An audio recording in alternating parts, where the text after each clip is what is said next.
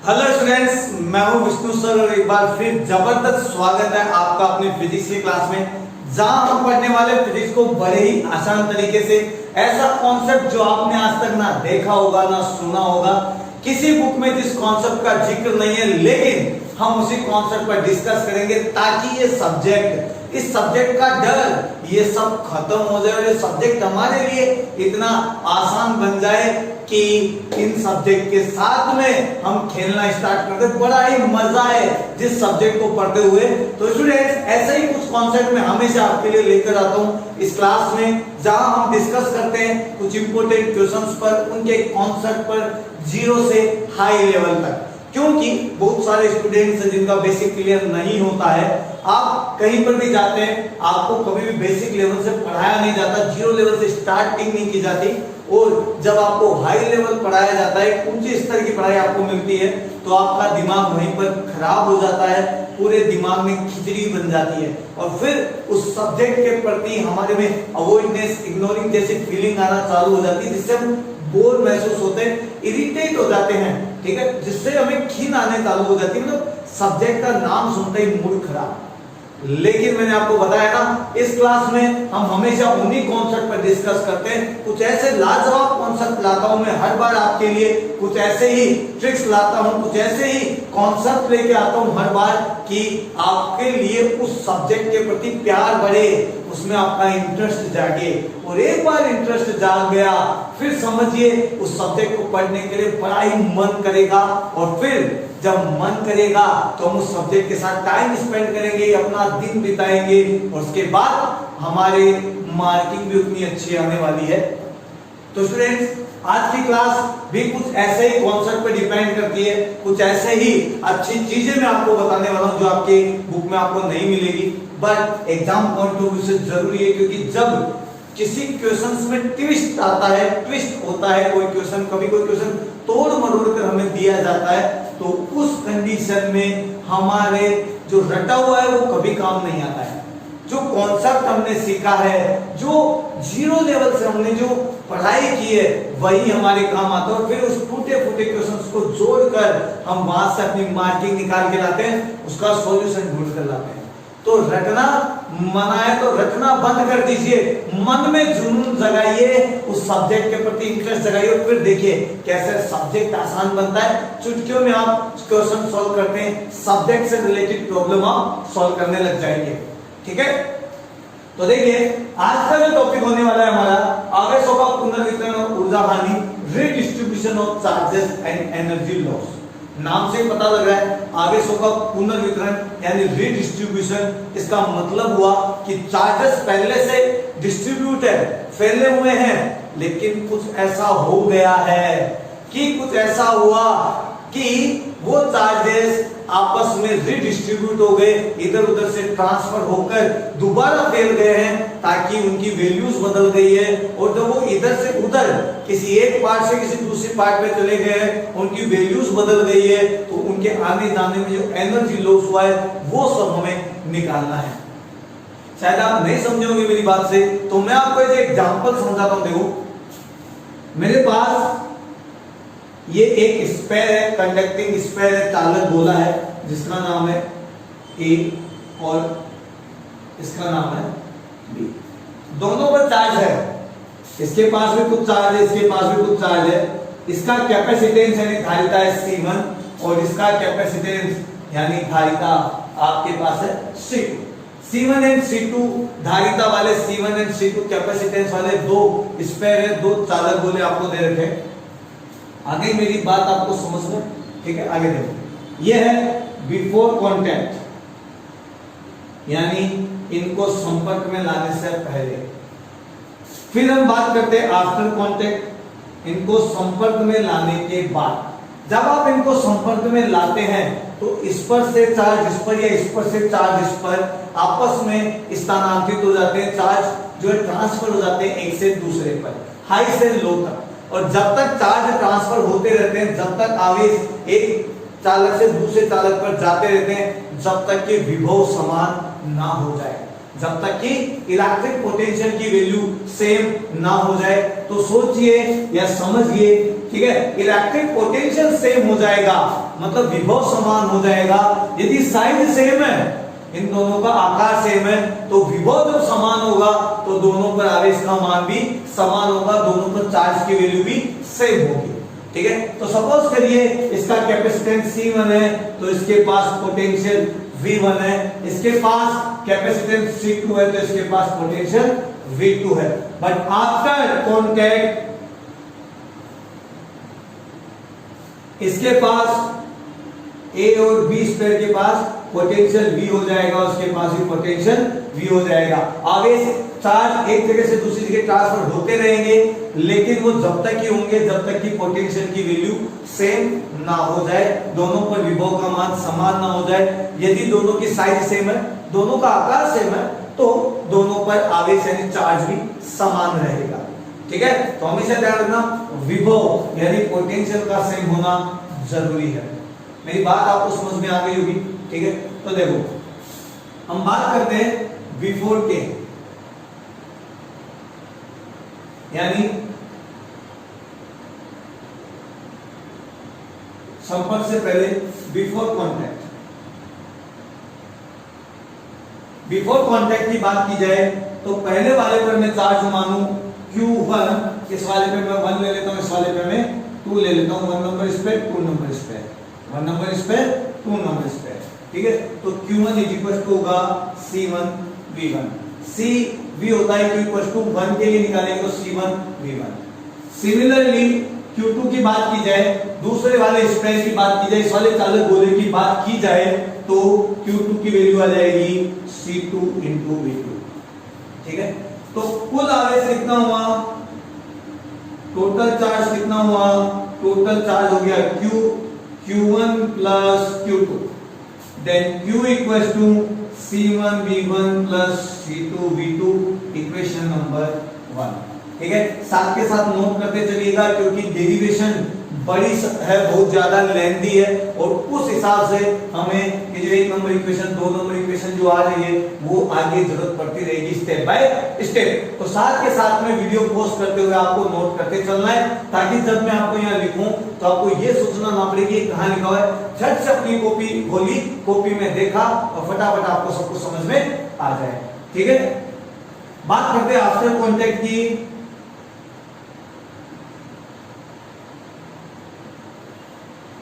After contact ये दोनों touch हुए तो चार्ज सपोज करो, मानता हूं कि मैं यहां से यहां पर ट्रांसफर हो गए, ए से चार्ज चले गए हैं बी पर। तो बी ने ए को बोला कुछ कर ऐसा कमाल कि तेरा हो जाऊं, है ना, कि कुछ कर ऐसा कमाल कि तेरा हो जाऊं। तो इसने क्या किया, ले भाई ले, मैंने तेरे को चार्ज दे दिए। जैसे ही चार्ज दिए, इस बी वाले स्पेयर ने, 2 नंबर वाला स्पेयर है, उसने अपना पोटेंशियल सेम कर लिया। ठीक है, तो ए से चार्ज ट्रांसफर हो गए बी पर, और दोनों का पोटेंशियल, दोनों पर स्थिर विद्युत विभव का मान समान हो गया है। आगे मेरी बात समझ में, तो ये जो कमाल हुआ, उसके बाद जो चार्ज की वैल्यू चेंज हुई, सपोज करो इसके पास ज्यादा चार्ज थे, इसके पास चार्ज कम थे, तो ज्यादा चार्ज से चार्ज कहां पहुंच गए, कम वाले के पास चले गए, दोनों के पास चार्ज की वैल्यू चेंज हो गई है। तो आफ्टर कॉन्टैक्ट, संपर्क के पश्चात,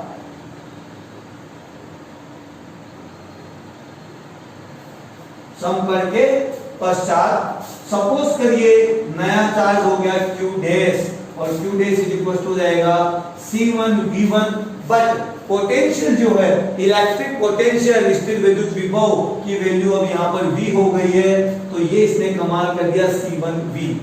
सिमिलरली दूसरे वाले पर भी चार्ज आ गया है C2 V, दोनों पर पोटेंशियल सेम है। इसने कहा ना कुछ कर ऐसा कमाल कि तेरा हो जाऊं, और इसने क्या किया, ले भाई चार्ज ले, चार्ज लिया, और दोनों पर पोटेंशियल की वैल्यू सेम आ गई। ठीक है, तो मैंने यहाँ पर C1 V और C2 V लिख दिया है। अब बात करते हैं टोटल चार्ज की।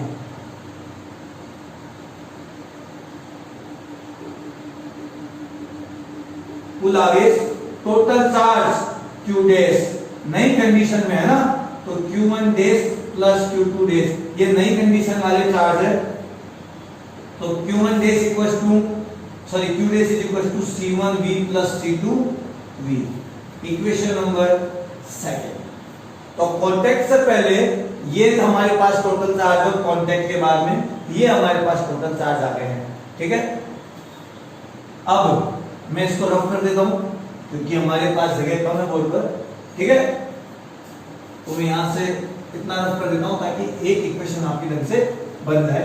डायग्राम आपको समझ में आ गए होंगे, आप नोट कर लीजिएगा। तो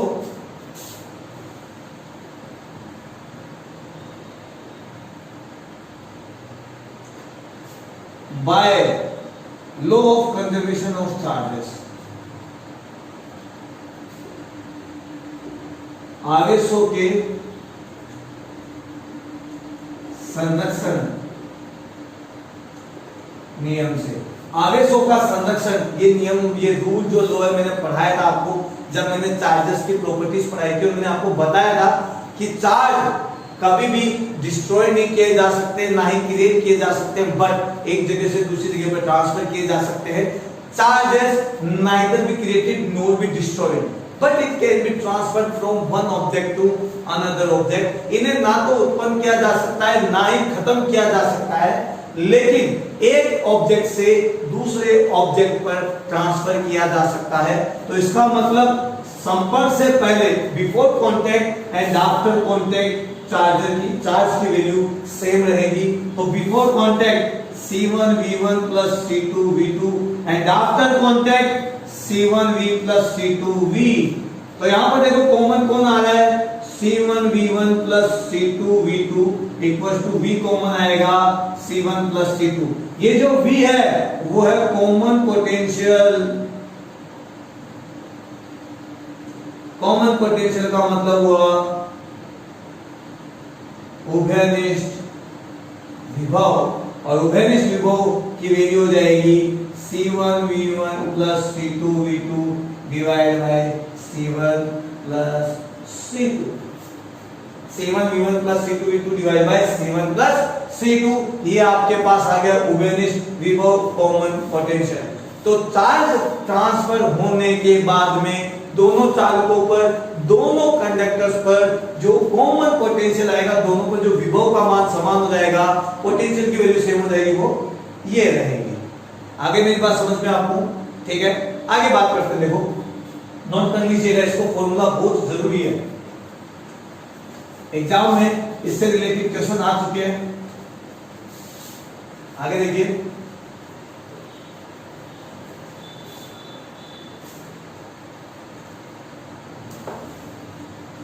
कॉमन पोटेंशियल तो हमने निकाल लिया, ठीक है, बट रेशियो निकाले चार्जेस का।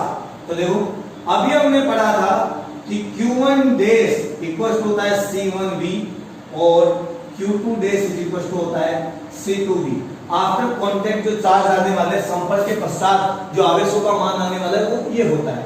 मैं दोनों का डिवाइड दे दूं यहाँ पर, Q1 dash divide by Q2 dash, तो यहाँ पर आ जाएगा C1V अपॉन C2V, और V से V कैंसिल कर दिया है, तो अब आ जाएगा Q1 dash divide by Q2 dash equal to C1 by C2। इसका मतलब नए चार्जेस कैपेसिटेंस के रेशियो के हिसाब से ही ट्रांसफर होने वाले।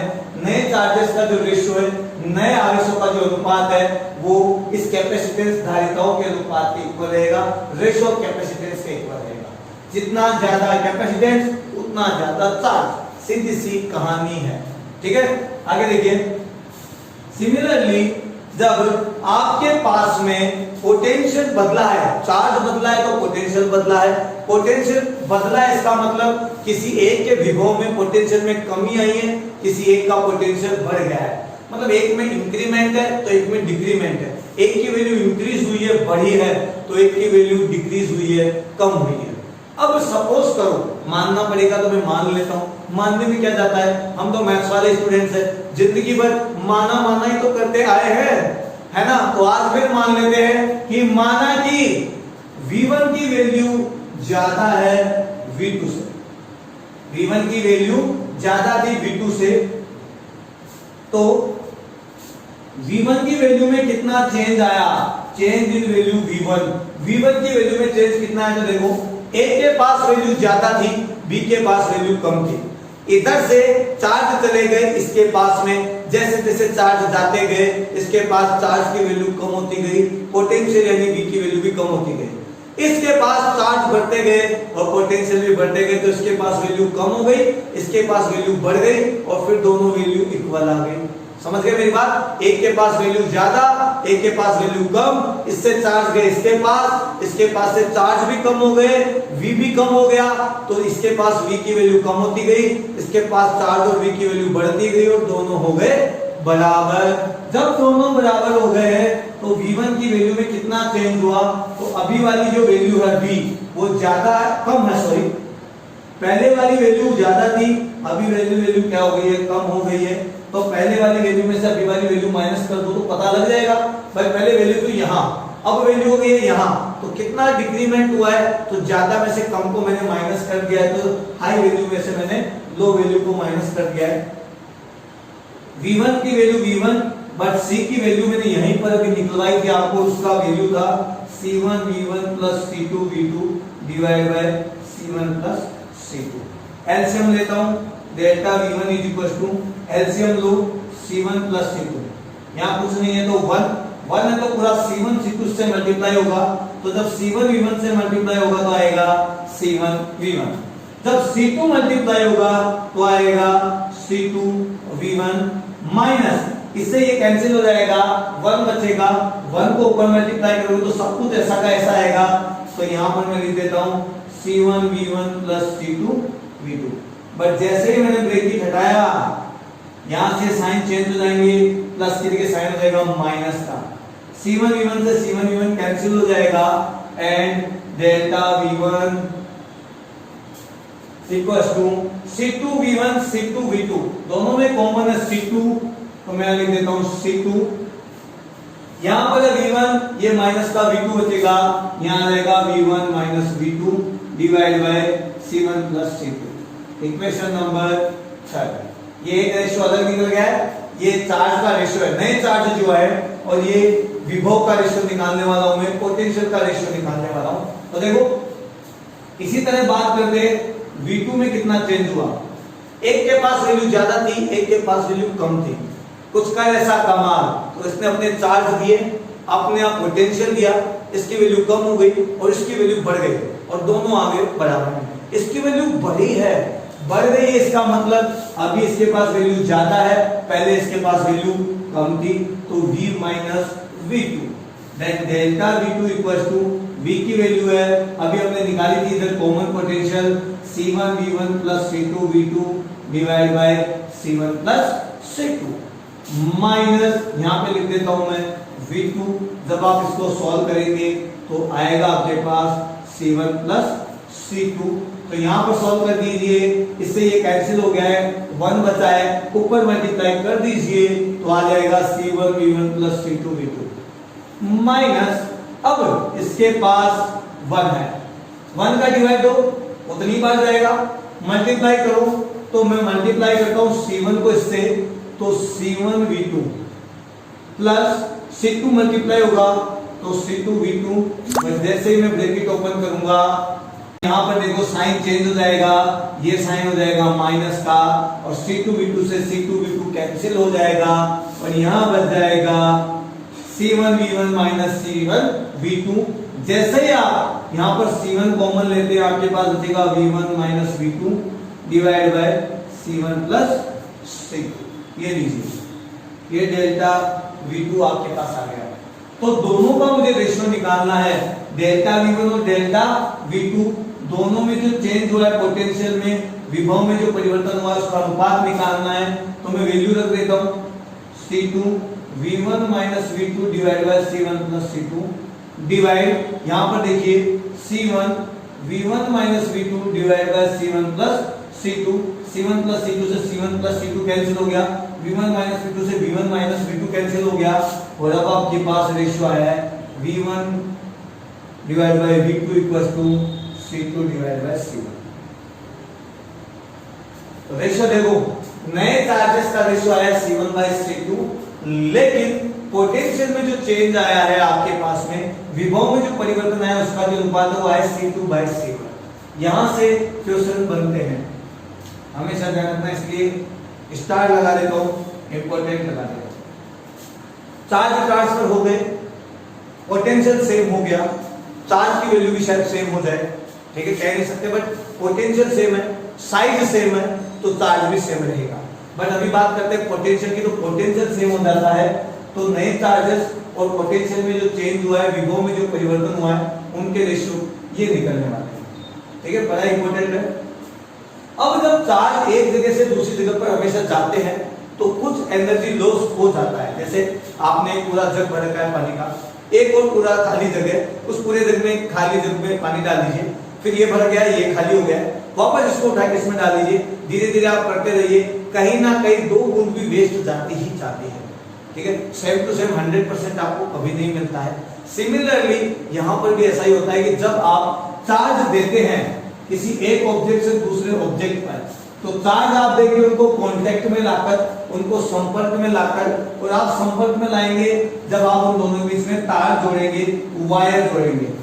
जो वायर होता है उसका कुछ ना कुछ रेजिस्टेंस होता है, कुछ ना कुछ प्रतिरोध होता है, और उस रेजिस्टेंस, उस प्रतिरोध की वजह से कुछ ऊर्जा हानि हो जाती है, कुछ एनर्जी लॉस हो जाता है। तो पूरी एनर्जी ट्रांसफर नहीं हो पाती, कुछ एनर्जी खत्म हो जाती है, या कह दो लॉस हो जाती है, हमें हानि हो जाती है उसकी, उसे कहते हैं हम energy loss.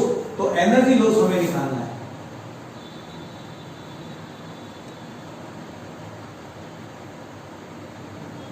Most important question है, ठीक है। लॉस हो गया, कैसे हुआ एक बार और बता देता हूं। ये ऑब्जेक्ट है ए, ये ऑब्जेक्ट है बी, आप इन दोनों को कांटेक्ट में लाते हैं, तो लाने पर आपने इनमें तार जोड़ दिया है। हर तार का एक रेजिस्टेंस होता है, ये रेजिस्टेंस चार्ज को इधर से उधर नहीं जाने देगा, चार्ज फ्लो नहीं होने देता है, क्योंकि रेजिस्टेंस यानी प्रतिरोध का मतलब ही यही है, चार्ज को जाने से रोकना। बट चार्ज फिर भी जाएंगे तो चार्ज इससे लड़कर जाएंगे, और जब प्रतिरोध से लड़ाई होगी तो कुछ एनर्जी लॉस होगी, कुछ ऊर्जा की हानि होगी। किसके रूप में? हीट के रूप में, गर्मी के रूप में। तार गर्म हो जाएंगे तो हीट एनर्जी की फॉर्म में, इसमें उष्मा के रूप में आपका एनर्जी लॉस होगा, ऊर्जा हानि होगी। तो इसके पास जितनी टोटल एनर्जी थी वो बाद में उतनी ही नहीं रह पाती, मतलब दोनों की एनर्जी उतनी नहीं रह पाती है। जब एनर्जी उतनी नहीं रह पाती है तो फिर क्या होगा? तो जब एनर्जी उतनी नहीं रह पाएगी तो लॉस हो जाएगा। तो हम पहले बात करते हैं बिफोर कांटेक्ट की, संपर्क से पहले। एनर्जी लॉस निकालने के लिए मेरे को पता होना चाहिए कि पहले कितनी थी और बाद में कितनी है। तो पहले energy U1 half C1 V1 square, पहले वाले के लिए बात कर रहा हूं, और सेकंड वाले के लिए बात करूं U2 half C2 V2 square. तो टोटल कितनी हुई?